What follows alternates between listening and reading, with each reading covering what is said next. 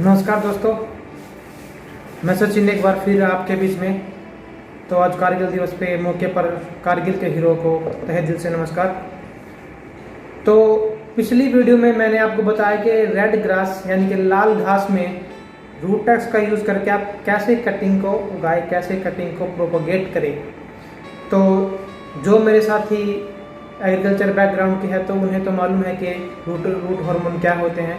तो जो दूसरे मेरे किसान भाई और जो गार्डन के शौकीन हैं, जो गार्डनिंग करते हैं और माली से पौधे खरीदते रहते हैं, तो आज ये उनका वीडियो उनके लिए बहुत काम का होने वाला है। तो इसमें मैं बहुत सारे कुछ साइंटिफिक एस्पेक्ट भी है, तो एक आधे जो मैंने पढ़े हैं वो भी आपको बताऊंगा और प्रैक्टिकल मेरा एक्सपीरियंस है वो भी शेयर करूंगा। तो रूट हार्मोन का एक ब्रांड है रूटेक्स, और ऐसे और भी ब्रांड है, रूट विन है, रूट कैप है, एक्सेट्रा एक्सेट्रा, बहुत सारे ब्रांड है। तो एक बेसिकली एक रूट हार्मोन है। जिस तरह है हमारे शरीर में विकास के लिए, डेवलपमेंट के लिए, हमारी दाढ़ी मूंछ के लिए अलग अलग हार्मोन शरीर में बनते हैं, उसी तरह प्लांट के अंदर पौधे के विकास के लिए, जड़ों के विकास के लिए, फूलों के खिलने के लिए, फ्लावर के बंद होने के लिए, फलों के पकने के लिए अलग अलग केमिकल बनते हैं, और उन केमिकल्स को हम बोलते हैं प्लांट हार्मोन। तो उन्हीं में से एक है ऑक्सिन, जिसे हम रूट हार्मोन के तौर पर प्रयोग करते हैं। तो जो पौधों में पाया जाता है कुदरती तौर पर वो है IAA, इंडोल एसिटिक एसिड, और जो हम बाजार से लाते हैं उसे कहते हैं IBA, इंडोल ब्यूटारिक एसिड।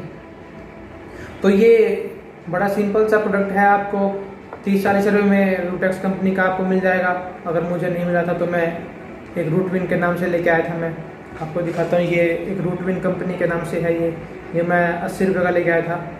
तो कोई भी बीज खाद की दुकान हो आपको, अगर आप हिसार में है तो बीज खाद की दुकान बस स्टैंड पर काफ़ी सारी है, आपको वहाँ पर बड़ी आसानी से ये मिल जाएगा। तो ये करता क्या है, तो जैसे प्लांट के अंदर केमिकल बनते हैं उसकी रूट के डेवलपमेंट के लिए, तो ये रूट को प्रमोट करता है। तो इसमें 3 तरह के ये आते हैं आपके पास, 1, 2, 3, या आप कहें ABC। तो A या 1 नंबर हार्मोन जो रूटेक्स का केमिकल है, ये पाउडर के फॉर्म में आता है। इसे आप सोल्यूशन, अल्कोहल का सोल्यूशन भी रिसर्चर यूज़ करते हैं, यूनिवर्सिटी में लैब में यूज़ होता है। तो हम सिंपल पाउडर के फॉर्म में इसे यूज़ कर सकते हैं, तो हम उसमें नहीं जाएंगे। तो 1 नंबर 1000 ppm, 2 नंबर 1500 ppm, और रूटेक्स नंबर 3 2000 ppm। अब इनकी ppm यानी पार्ट पर मिलियन के जो इनकी कंसंट्रेशन है, इसमें जो एक्टिव आपका केमिकल है उसकी मात्रा के आधार पर ये 3 क्लास है। तो इनका अलग अलग यूज़ हम किन किन हालात में और किन पौधों के केस में करते हैं वो आपको बताता हूँ। तो नंबर 1 जो रूटेक्स है 1000 ppm, जो आपकी सॉफ्ट वुड कटिंग होती है। सॉफ्ट वुड कटिंग जैसे कि आप सक्कुलेंट प्लांट हो गए जिनमें पानी भरा होता है पत्तों में, जैसे कैक्टस वगैरह आपने देखे हो, क्राइसेंथेमम में हम लगाते हैं। तो रेड ग्रास में पिछली वीडियो में जैसे आपने देखा तो वो भी सॉफ्ट वुड कटिंग है। तो इस तरह के जो प्लांट है ऑर्नामेंटल मोस्टली सॉफ्ट वुड में ही आते हैं, जो इंडोर वगैरह हम यूज़ करते हैं। तो उन सब के लिए हम यूज़ करते हैं 1 नंबर। 2 नंबर जो थोड़ी सेमी हार्ड है, जैसे 5 to 6 मंथ या 5-6 महीने पुरानी जो कटिंग आप प्लांट से लेंगे, थोड़ी हार्ड हो चुकी होती है, उनकी हम कटिंग यूज़ करते हैं। ऐसे उनका एपिकल पार्ट भी यूज़ करते हैं, अदरवाइज हम उनका 2 से 3 नोड का पार्ट, 1, 2, 3 ऐसे 3 नोड हो हम वो यूज़ करते हैं। तो उसके लिए यूज़ करते हैं 2 नंबर। और 3 नंबर तो आप सबको पता ही है कि गुलाब की कटिंग तो वाला किसने नहीं लगाई होगी। जो भी गार्डनिंग के शौकीन है, हर बंदा सोचता है कि गुलाब की कटिंग लाए और अपने घर पर लगाए। तो 3 नंबर यूज़ करते हैं हार्डवुड कटिंग में। तो हार्डवुड कटिंग कौन से होते हैं, जो 1 साल या उससे पुरानी कलम हम लगाते हैं उसे कहते हैं हार्डवुड कटिंग। तो एक कॉमन लैंग्वेज में हम बोलते हैं कि जो नर्सरी की उसमें पेंसिल थिकनेस या उंगली की मोटाई के बराबर तो एक कलम लगाते हैं, तो उसमें सेम तरीके से रूटेक्स लगाते हैं और लगा देते हैं।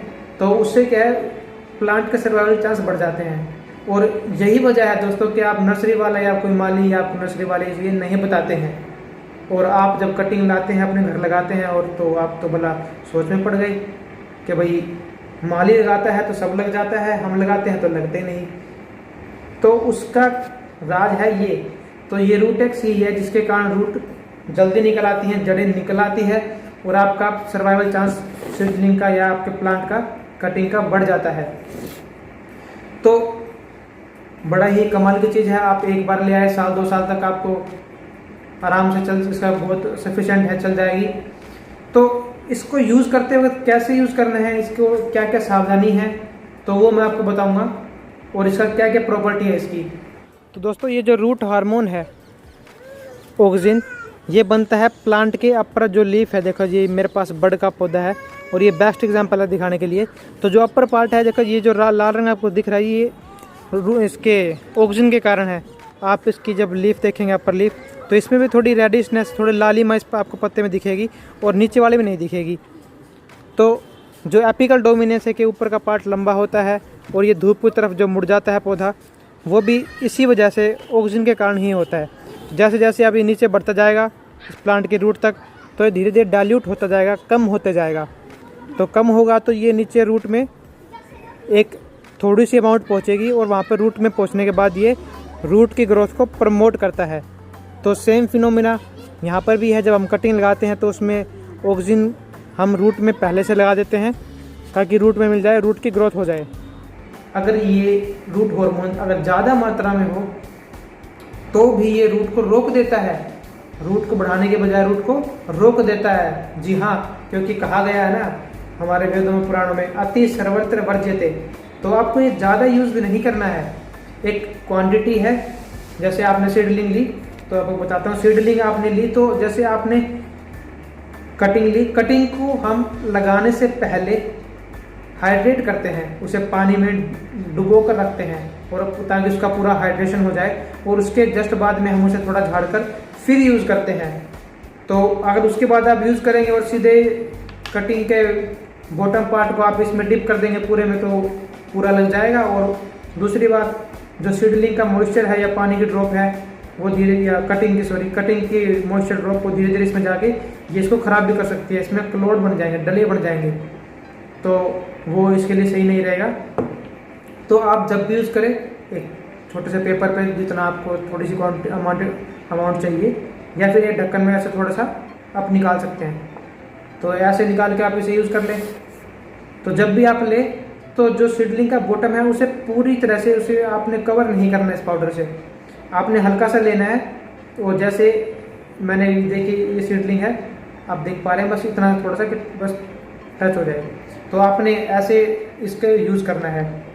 क्योंकि जब आप ज़्यादा लेते हैं तो एक तो रूट की ग्रोथ को रोक देता है, तो जो सीडलिंग चलने वाली थी उसके काम में सक्सेसफुल या वाइबिलिटी उसकी होने वाली थी थोड़ी कम हो जाती है, लंबा चल जाता है वो।